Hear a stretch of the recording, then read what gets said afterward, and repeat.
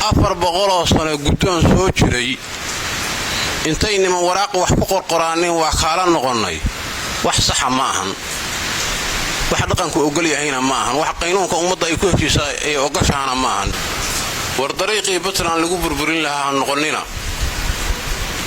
dariiqii gobolka mudug gobolka mudug lagu burburin lahaa noqonina dariiqii midnimada iyo sharafta iyo karaamada Umar Axmed lagu dhaawici lahaa han noqonina dhaqanka faraha kala baxa midnimada ummadda iyo isku soo dhawaanshaha ka shaqeeyaan anigu oran lahaa in laysa ka dhiciyo iimaanaysa in laysa ka dhiciyo ba iimaanaysa marka adeer waasha socon intaasna oran lahaa wax badan baa dayacan waliba beesha Umar Axmed ka dayacan haday Puntland dawladda dhexe xiriirka ay la leedahay waxay la wadaagtay ay tahay iyo hadii beelaha dariska xiriirka ay la leedahay danta ay la wadaagta tahay iyo haday dhaxdooda tahay dib iyo dheef ay kala tirsanayaan ka waa la iska dhaxlaa waa la isku doortaa waa lagu gabooba waa lagu dhintaa la iskala ma noqdo nimanka marka waxa iskaga khaldamay baan u malaynayaa dariiqii dhaqanka iyo dariiqii siyaasadda iskaga khaldamay labadaas iskaga khaldamay waxaan leeyahay guddoonkan Islaam Bashiir uu ku fadhiyo waa guddoonka Umar Axmed baarlamaanka Puntland baa soo magacaabay waxaana loo soo magacaabay dawladda hoose maxkamadihii markii isqabsiga dhulku batay oo dhibaatadiisa ay badatay baa waxa loo soo magacaabay hawl fududeyn baa loo soo magacaabay taa intaasaan uga tagayaa hawl fududeyntaas loo soo magacaabay tan labaad waxaan leeyahay guddiga hadda anigu aan ka mid ahay oo ka tagay markii hore guddiga waxaan kaga mid noqday sifa sharci ah haddana cid igama saarin ana uga tagay sifa sharci ah qofkuna laba waxyaalood buu guddiga uga tagaa qofkii soo magacaabay inuu ka saaro iyo inuu soo ka tago aniga waa la soo magacaabay laakiin ninkii soo magacaabay igama saarin guddiga taa intaasaan uga tagayaa sifadii guddigii anigu aan ka tagay haddaan ka warramo waxay ahaayeen guddi cadaaladda aan ixtiraamayn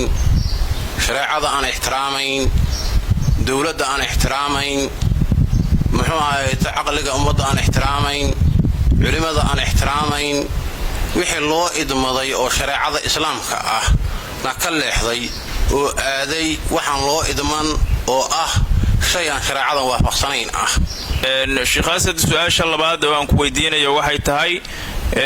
guddigan xalinta dhulalka maxay wax ku garnaqaan guddigan hadda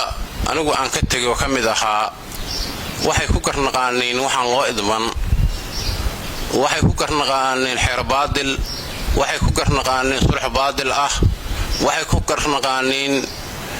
waxaan ummadda ku heshiinayno isku laynayso waxay ku garnaqaaneen wax cadaaladda iyo shareecada labadaba ka fog bay ku garnaqaaneen oo khilaafsan bay ku garnaqaaneen wixii loo idmadayna laasan waa waxa xafiiska iridiisa ku qoran oo ah shareecada islaamka loo idmaday marka taa kuma garnaqaan waxay ku garnaqaaneen wax baadil ay ku garnaqaaneen ay shareecadu wood ma ka leedahay dhulalka iyo xalintooda ma ya adeer shareecadu wood ma leh shareecada waxay leedahay aayad qur'aan oo samaawi ah oo xukunka laga qaato xadiiska nabiga oo sunnada nabiga ah oo xukunka laga qaato masalada quwiga oo xukunka laga qaato bay leedahay shareecadu waxa wood leh aqliga wixii suurtagal ah wood leh laakiin shareecadu wood ma leh hadii 100 qof la saaro oo qof masalada xaqa oo uu ku dhigo asiibo 99 kalena ay ka leexato waxa miisaan culus oo la raacaya qofka masalada xaqa qabsaday baa la raacaya Sheikh Asad su'aasha kale aan ku weydiinayo waxay tahay waa mas'ala diini ah su'aashaanu ayaan dhawey dagaal ayaa ka qarxay gobolka Sool halkaasoo si sharci darro ay ugu soo qaadeen ciidamada Somaliland dagaalkaas waxaa ka qayb galay oo tagay halkaas ciidamo ka tirsan gobolka Mudug ciidamadaas oo gulo waaweyn ka soo hoyiyay kadibna lagu soo dhaweeyay gobolka Mudug maxay shariicadu ka qabtaa dagaalkaas waxay tahay adeer nabigeena xadiis saxiix wuxuu ku yiri لا يسال أحدكم بالخير ما أعان أخيه مظلوما قفكين خير كسولي معيه انت او قالمين يا ولالكيس او مظلوم ابا النبي ولالكيس او للدلميه انت او قالمين يا ابا النبي يقول عليه افضل الصلاه والسلام حديث كاس امام النسائي با سو صاري وليبا سندكيس waa صحيح weeye nabigeenu xadiis kale wuxuu ku yiri عليه افضل الصلاه والسلام oo imaam ahmed fi musnad uu ku soo saarayo anbiyada ilaahay cadaalada tirarkeedii weeye baa nabigu yiri ama waa cadaalada furaheedii anbiyada ilaahay sifadeeduna waxay tahay baa nabigu yiri inay u hiliyaan qoomna dulmiyay baa nabigeenu yiri عليه افضل الصلاه والسلام waxay weeye dagaalkaasi inay ciidamada gobolka Mudug ay u hiliyaanin oo garab istaagaaniin oo dagaankooda iyo dalkooda dadka lagu soo duulay ay difaacaanin say sharci yahay waayo qofku inuu difaacdo naftiisa iyo maalkiisa iyo cirdigiisa iyo sharaftiisa waajib bay ku tahay anigu marka waxaan leeyahay ciidamadii halkan ka tagay oo walaalahood u hiliyay oo naftooda iyo maalkoodii la dulmiyay oo muddo badan ergal loogu jiray inay ciidamadaasi tagaan gardarrada ku soo duulay xuduudahooda iyo deegaamadooda ay tagaanin u hiliyay noolaadaan leeyahay sheekh su'aashan ku weydiinayo waxay tahay waa su'aal dhaqan ah ayaan dhaweyd isimada gobolka Mudug Cumar Maxamuud qayb kamid ah ayaa waxay soo saareen waraaq taasoo ay kaga soo horjeedaan islaam bashiir islaan cabdille taasu maxay adiga kula tahay anka waa la iska dhaxlaa waa la isku doortaa waa lagu gaboobaa waa lagu dhintaa la iskalama noqdo nimanka marka waxa iskaga khaldamay baan u malaynayaa dariiqii dhaqanka iyo dariiqii siyaasadda iskaga khaldamay labadaas iskaga khaldamay waxaan leeyahay guddoonkan islaam bashiir uu ku fadhiyo waa guddoonka Cumar Maxamuud oo soo jireenka ahaa oo ugu yaraan 400 oo sano soo jiray weeye 400 oo sano guddoon soo jiray intay niman waraaq wax ku qorqoraaneen waa kala noqonay wax sax ma ahan wax dhaqanku ogol yahayna ma ahan wax qaynuunka ummadda ay ku heshiisay ay ogashaana ma ahan waxa dhawaan isna hadlay garaad maxamed cilmi shirwac sidee u aragtaa hadalkiisa garaadka waan maqlay hadalkiisa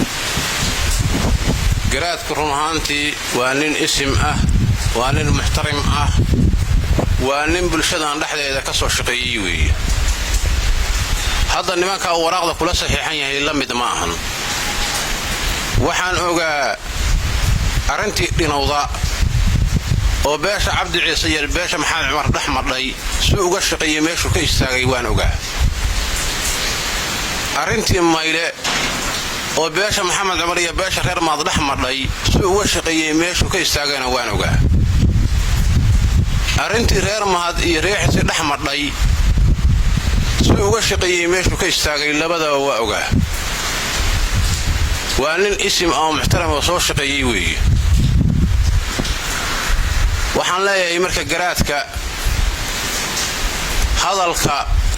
Puntland wax yeelaya ama gobolka Mudug wax yeelaya ama beesha Cumar Axmed wax yeelaya oo midnimadeeda wax u dhimaya ka durug baan leeyahay maxaa yeelay adigu soo shaqeeyo muxtaram baatay waxaan kula talin lahaa nimanka hadda waraaqda ku saxiixan tahay beelahooda kuma dhamayn niman urur ah oo isku caqiido yihiin baa koofiyadaha u galiyay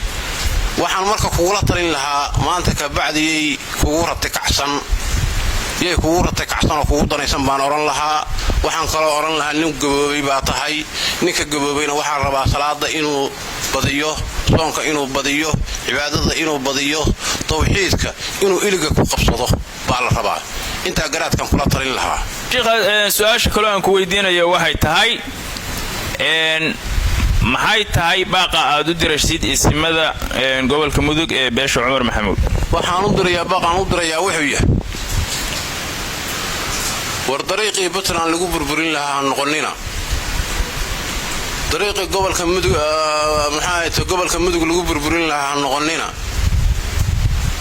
dariiqii midnimada iyo sharafta iyo karaamada Cumar Maxamuud lagu dhaawici lahaa ha noqonina dhaqanka faraha kala baxa midnimada ummadda iyo isku soo dhawaanshaha ka shaqeeyaan anigu oran lahaa inta guud ahaan baan leeyahay gaar ahaan waxaan leeyahay Cabdiqani Qorane waxaan leeyahay Maxamed Cumar isin uma wada ihid mana wada gudoomisid mana wada matashid dadkuna waa ka xishoonaya waxaa la rabaa inaad socotid wixii koofiyadaada iyo xasaanadaada iyo talkaagu leeyahay iyo inta aad wakiilka u tahay inaad u socotid baa la rabaa haddii la kala xishoon waayo hadda marka dambe in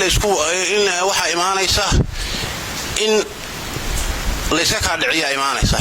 dhiciyo ba imaanaysa marka adeer waasha socon intaasna oran lahaa sidaasan kula talin lahaa waxaan hadalkayga kaga tagayaa oo gadaal ugu noqonaya garaad maxamed cilmi shirwac maamulka Puntland waxaan leeyahay sidii garaadku u sheegay waa nin weyn oo soo shaqeeyay weeye hadduu yiri isimada Puntland waan ugu weynahay waa run waa ugu weyn